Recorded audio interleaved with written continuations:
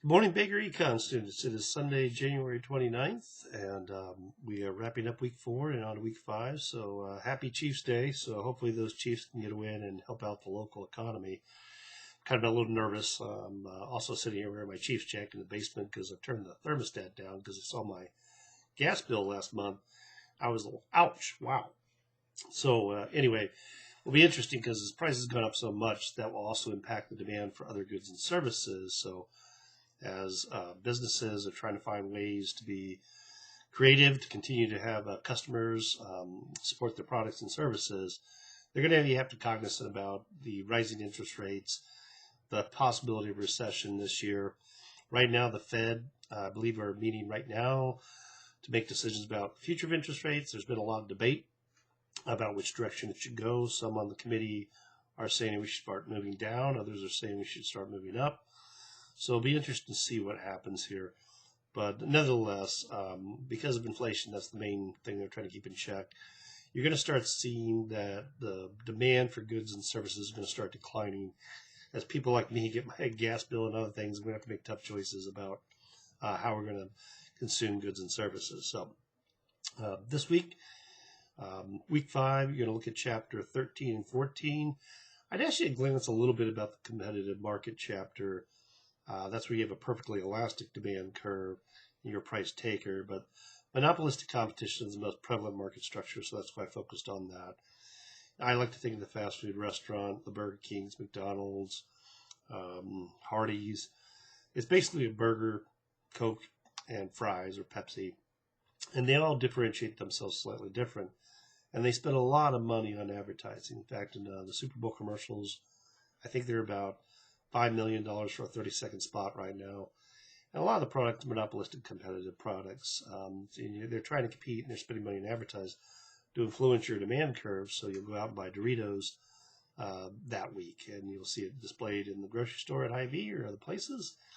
And sometimes even Doritos will pay a premium to have that space displayed.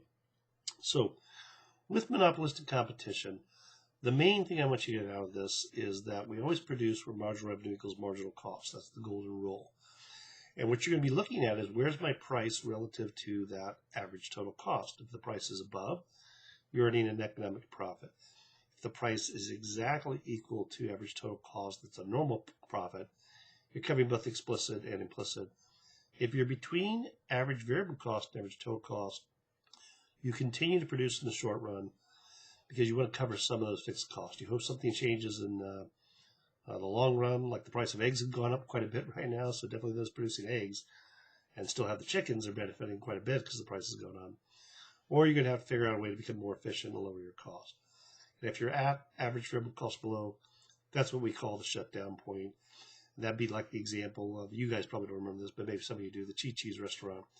It was a Mexican restaurant, and it was trending for a while, up until like the 90s, and they just finally died out. They weren't managed well, or they weren't getting new products coming out, so other restaurants took over. So you're going to look at that, and then you look at oligopoly, which is a much different market structure where you have to make decisions based interdependently about what your competitor is doing. You are going to look a little bit at game theory. You have to think about what type of strategy should I take. Now, the one thing with the U.S. Justice Department, cooperative, when you're looking at this, is not allowed. You cannot get on a golf course and agree upon prices and say, hey, we're killing each other on these flights to the Northwest. Let's just agree to keep the prices high. We don't lower the price, and we make a lot of profit. And if the Justice Department finds out about that, you're going to be in big trouble. In fact, if you're looking for something fun to do facetiously on a Friday or Saturday night, look at some of those Justice Department case studies. There are some that are interesting, but it applies a lot of economic theory about keeping markets competitive. With that, you may have some firms that have a dominant strategy in these payoff matrix. It might be always to price high or to price low, but you're going to end up with what's called a Nash equilibrium. It's like, what is my best strategy giving all other strategies? Finally, you're going to look a little bit at decision trees and kind of a backwards pass to understand what the best choice is, based on what the structure is of the market, my potential payoffs. Is it better to go ahead and, one interesting, I'll give you an example, like in Thanksgiving, you would think turkeys cost more, but they're actually cheaper.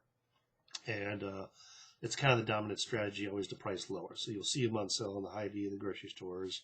So turkey prices are actually higher at the times outside of Thanksgiving, but because you're trying to also sell other products, typically the turkey prices go down that time of year, and every other competitor follows to try to get you to buy that turkey. So last thing I'll wrap up is there is what we call implicit collusion. If this happens in markets, you see that sometimes in the airline industry. It's not like they're getting together, but it's kind of an agreement, a non-verbal agreement that, we're getting killed for so long, especially after COVID. We're going to keep the prices up a little bit. And I'm not going to do anything until my competitor does something about it either. But sometimes in markets you see this happen. It's not illegal, but it's kind of just a non-verbal agreement, kind of reacting to how other prices. And it's sometimes interesting, the internet too. Some firms have decided, especially for online sales, it may not be worth to lower the price of, say, a bottle of aspirin or Bayer, whatever it is, versus a Walmart versus another CVS. And if somebody's already going to CVS, Walgreens, they figure they already got you there. You're probably going to buy it. So why lower the price to try to get more sales? So, all right, that's it for this week. I'm kind of running a little bit of a cold here, so I apologize. But if you do have any questions, do email me. Great job with the forum discussion, so keep that up. I should be able to try to jump in and get everybody this week. And again, just great topics you're selecting. So I'm looking forward to this week. Take care and good luck, Chiefs.